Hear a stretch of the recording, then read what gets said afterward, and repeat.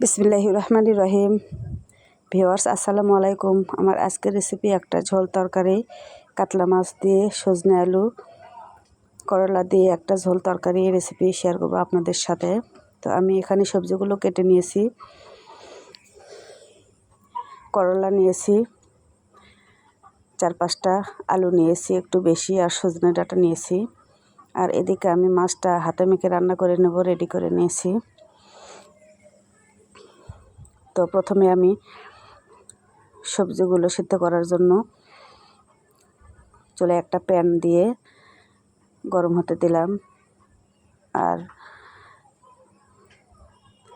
Soybean তেল দিয়ে আমি এই রান্নাটা করব। পরিমাণ মতো সয়াবিন তেল দিয়ে দিলাম, আর পেঁয়াজ কুচি 1 মুঠো দিয়ে দিলাম।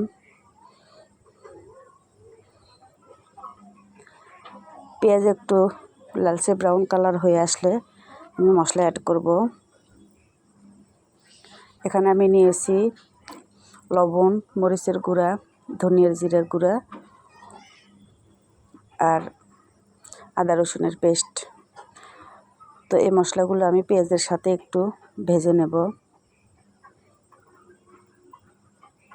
আমরা যেভাবে মশলা কষিয়ে নিই আর কি, সামান্য পানি দিয়ে এটা ভালো করে একটু ভেজে নেব।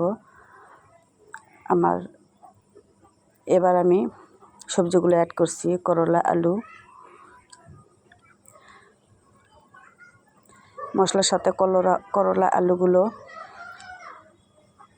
অনেকক্ষণ ধরে ভেজে নেব আর কি। আর সজনে ডাঁটাটা আমি পরে অ্যাড করব। তো আমার আলু করলাগুলো ভালো করে ভুনিয়ে নিয়েছি মিডিয়াম হিটে। আর এদিকে আমি মাছ রান্না করব। এখানে আমি কাতলা মাছ নিয়েছি 6 পিস।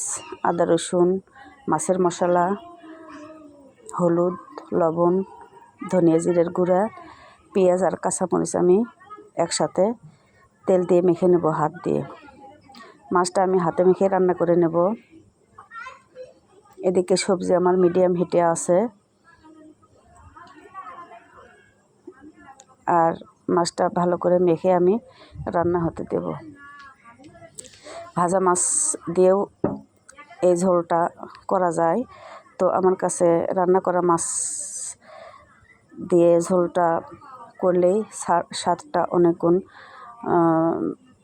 বেড়ে যায় আর কি, ভালো লাগে। তো আলু করলাগুলো আমি এভাবে আস্তে আস্তে নেড়ে চেড়ে সিদ্ধ করে নেব। আর এ পর্যায়ে আমি পানি অ্যাড করব সিদ্ধ হওয়ার জন্য।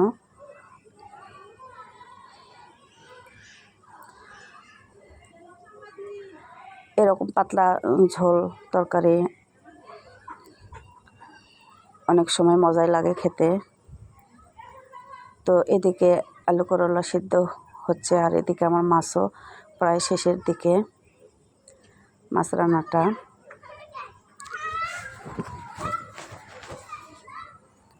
আমার আলু করলার পানিটা শুকিয়ে এসছে। এবার আমি মাছটা অ্যাড করব। এরকম গ্রেভিওয়ালা মাছ ঝোল তরকারিতে অ্যাড করলে মাছের যে স্বাদ, পারফেক্ট স্বাদটা পাওয়া যায়। আর মাছের কড়াই ধুয়ে আমি একটু পানি দিয়ে দিলাম। এই পানিতে আমার রান্না শেষ হয়ে যাবে। আর এ পর্যায়ে অ্যাড করছি সেই সজনে ডাঁটাগুলো। সিদ্ধ করে ফ্রোজেন করা ছিল, তাই আমি লাস্টে অ্যাড করলাম। আর এভাবে আলাদা করে নেড়ে চেড়ে আবার ঢেকে দেব পছন্দ মতো গ্রেভি হয়ে আসা পর্যন্ত। আমার রান্নাটা শেষের দিকে। তো ভিউয়ার্স, আমার ভিডিওগুলো যদি ভালো লাগে, ভালোবেসে একটা লাইক, কমেন্টস করেন, একটা শেয়ার করেন, আর একটু ফলো দিয়ে রাখেন। আর যারা ইউটিউব থেকে দেখছেন তারা সাবস্ক্রাইব করে পাশে থাকবেন প্লিজ। আমার রান্নাটা কমপ্লিট। জিরের গুঁড়া ভাজা দিয়ে আমি পরিবেশনের জন্য তুলে নিলাম।